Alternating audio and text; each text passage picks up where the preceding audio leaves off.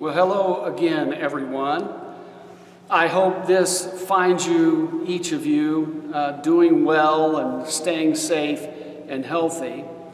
We're continuing today with our midweek devotionals, and our theme, as you know, is relent or relent.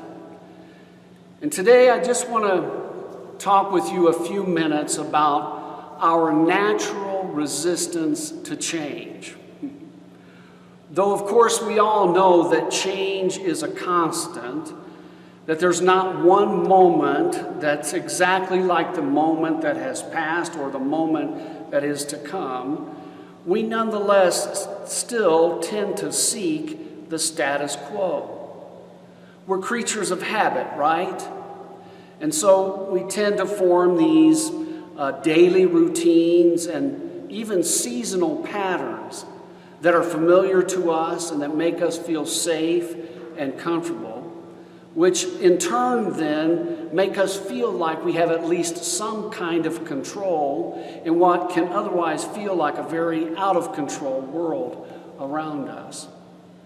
We're just naturally resistant to change because of our perceived need to establish a reasonable facsimile of control in our lives. And so as it relates to our Lenten theme of giving in or giving in more to letting God be God in our lives and letting go of a little bit of our need for control, we can also be sometimes a little resistant, right? I mean, how long will you, for example, hold on to whatever worry or fear that you might be actually experiencing this very day? Well, to help illustrate how strong our resistance to change can be and how strong our resistance to giving in more to God's amazing grace can be, I want to tell you a story that some of you have heard before, but I hope you won't mind hearing again, about a little boy named Blake. Blake was one of 25 second graders that I had in a summer day camp program one time. Myself and Ronald, who was my teenage junior leader, planned a full daily schedule for this great group of second graders that was designed to help them have safe, fun, experiential, educational activities in the summertime. And as a part of our daily routine, we would walk to the park every day, which was about 3 blocks away, where we would play these group building games and have lunch together before returning to the community center for an afternoon nap. So one day we headed to the park, and this little boy Blake, who I loved very much, had already that particular day been in pretty rare form. He was basically acting up and acting out with everything that we tried to do as a group, and that only continued and escalated once we got to the park. Everything we tried to do as a group, Blake sabotaged by not cooperating and by not following the rules of the group building games that we were trying to play. His behavior got so out of control that finally I just asked Ronald to pull him completely outside of the group and sit with him. The only problem was, or turned out to be, that as Ronald was walking him aside, sure enough, Blake took off running as fast as he could. And I knew at that point that I had a problem. I didn't know where he was going to go, and I was really concerned about his safety. I gathered all the other kids around in a circle and sat them down in the grass and began giving them their box lunches.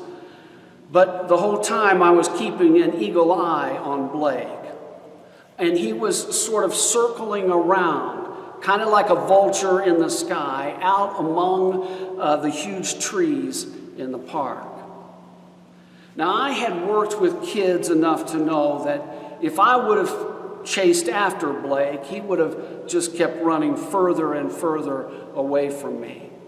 And so I decided to just act as though I wasn't paying any attention to what he was doing.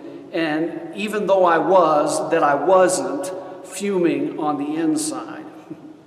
I just played it as cool as I could and just kept beckoning Blake to come back to the group and have his lunch. Well, as it turned out, over the next 10 or 15 minutes, Blake did actually start inching back toward the group to the point where I thought he might actually rejoin us. But then, all of a sudden, I lost sight of him. And just as I was getting ready to panic, Ronald says, "Steve, look," and he points up. And sure enough, Blake was high up in this tree, probably 20 feet off the ground, and I was scared out of my mind. I knew that if he fell out of that tree, that he would be seriously injured. And so I knew that I had to find some way to get him down out of that tree and get the whole group back to safety at the community center as fast as I could. Well, to make a long story short, we did finally, I don't know how long it took, but it felt like forever. We finally coaxed Blake down out of that tree. And as soon as his feet hit the ground, my hand hit a vice grip on his wrist. And we made a beeline back to the community center with Blake, of course, kicking and screaming and fighting me the entire way. And so finally, as he was wearing me down, and as he was just a little guy, I decided that I would pick him up and carry him. And what he did next was the most shocking thing of all of the things that he had done that day. He literally melted in my arms. He put his head on my shoulder, and he didn't make one more peep as we made it back to the center and I laid him down for his afternoon nap. Absolutely amazing. Some serious resistance throughout this entire day. And yet once Blake decided to give up and give in, to relent, if you will, he obviously experienced sweet relief and peace. So may God give us the exact same gifts as we continue our Lenten journey together, resisting less and relenting more. Amen.